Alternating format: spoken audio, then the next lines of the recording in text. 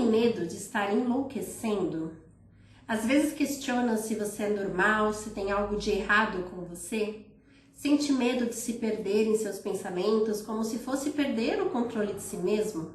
Sente o seu coração disparar, tem a sensação das pessoas conseguirem perceber o que você sente ou o que você pensa? Sente medo, muito medo, quase o dia inteiro? O seu coração acelera, você sua frio, sente dores e desconfortos abdominais? Isso tem nome, pode ser ansiedade. Nesse vídeo eu vou te contar o que acontece em seu cérebro quando você sente ansiedade. Eu quero te explicar por que você sente tudo isso e por que você pensa essas coisas.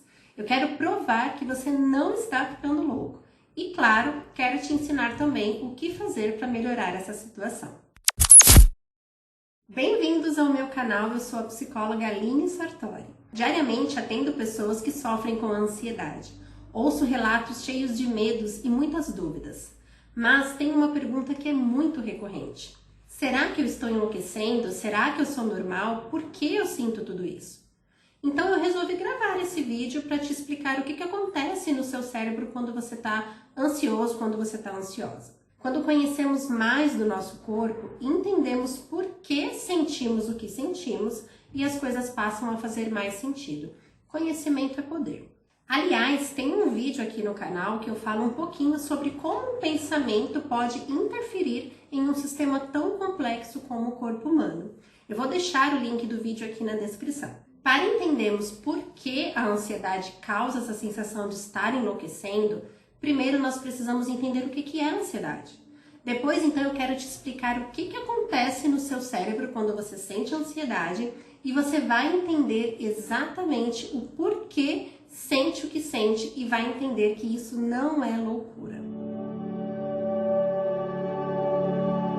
A ansiedade é uma reação natural do nosso corpo. É uma preocupação ou uma expectativa com o futuro. Ela funciona como um mecanismo de sobrevivência para situações de perigo, para nos preparar para enfrentar algo desafiador ou perigoso. Sentir ansiedade não é nada agradável, mas em quantidade moderada a ansiedade pode ser boa. Quando estamos ansiosos, nós nos dedicamos mais e acabamos melhorando o nosso desempenho. Para explicar melhor isso, vamos considerar que existem dois tipos de ansiedade, a positiva e a negativa. A ansiedade positiva faz você se preparar para enfrentar algo desafiador.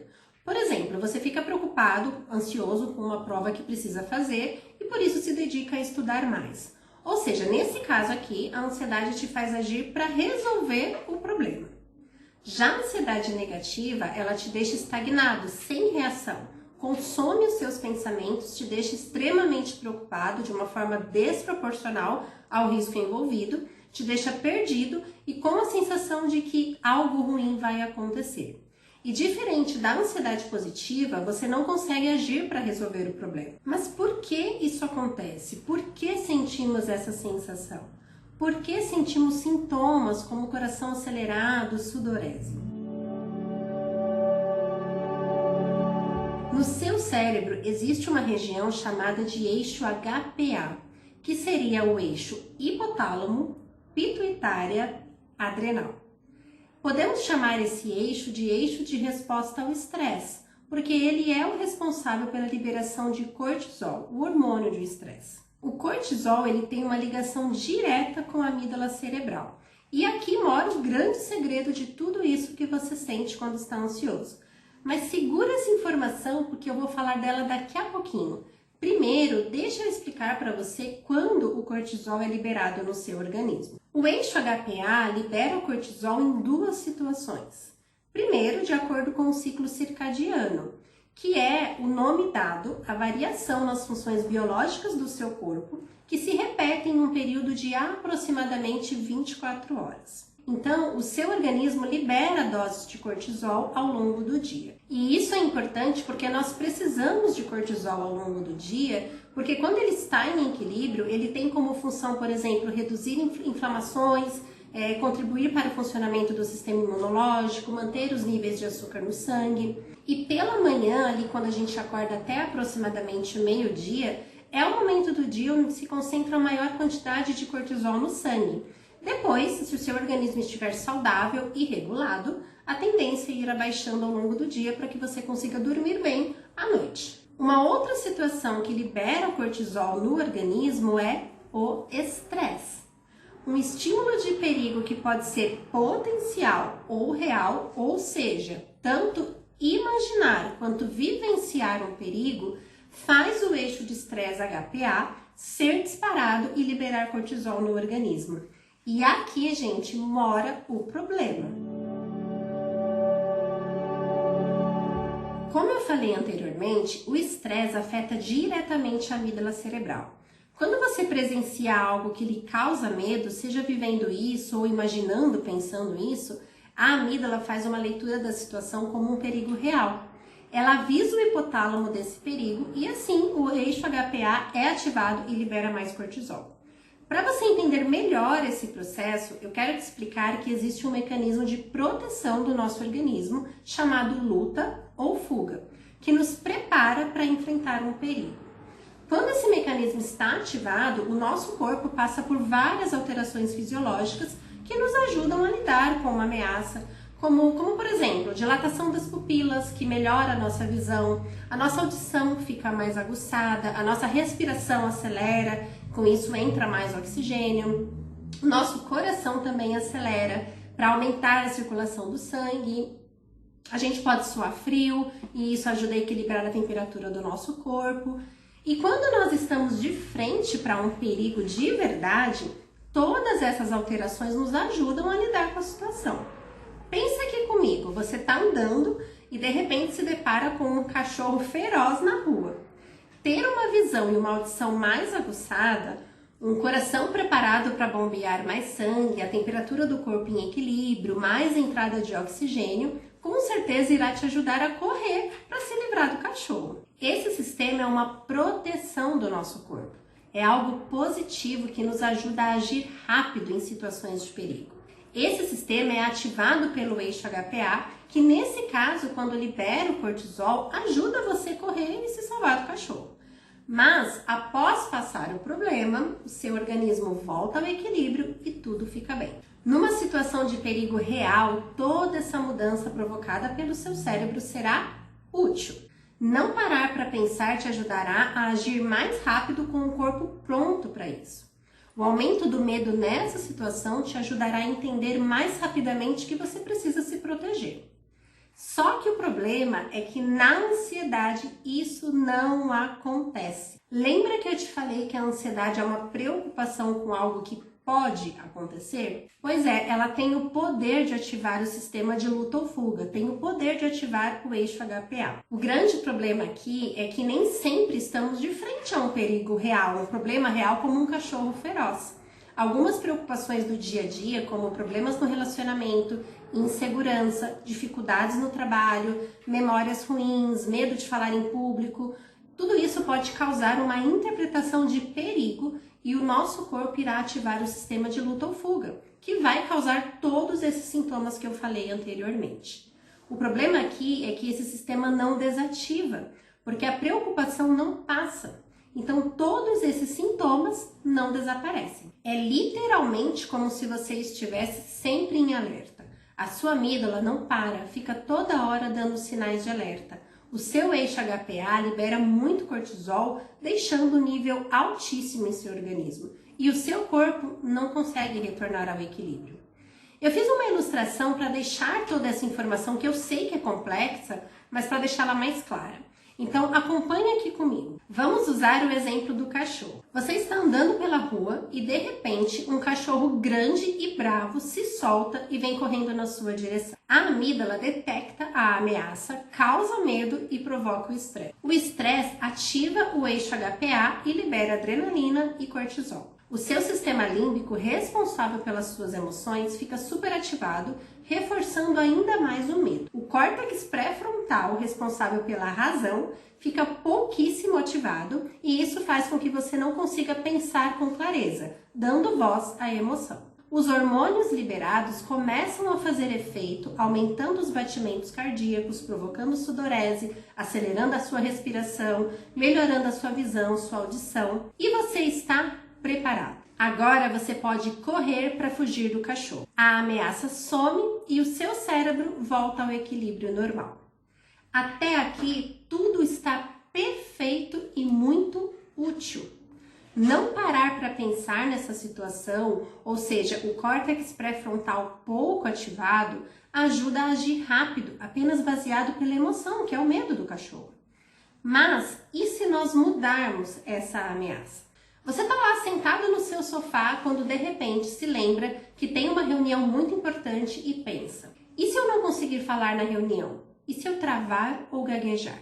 A amígdala detecta uma ameaça, causa medo e provoca o estresse. O estresse ativa o eixo HPA e libera adrenalina e cortisol. O seu sistema límbico, responsável pelas suas emoções, fica superativado, reforçando ainda mais o medo. O córtex pré-frontal, responsável pela razão, fica pouquíssimo ativado e isso faz com que você não consiga pensar com clareza, dando voz à emoção. Os hormônios liberados começam a fazer efeito, aumentando os batimentos cardíacos, provocando sudorese, acelerando a sua respiração e melhorando a sua visão e audição. Você está preparado para fugir ou se defender. Mas do quê? A ameaça aqui é um pensamento. O seu cérebro não consegue eliminar a ameaça. Ele não volta ao equilíbrio porque você continua pensando e imaginando travar na hora de falar na reunião. A sua amígdala continua detectando uma ameaça e você continua sentindo todos os efeitos da liberação do cortisol no seu organismo.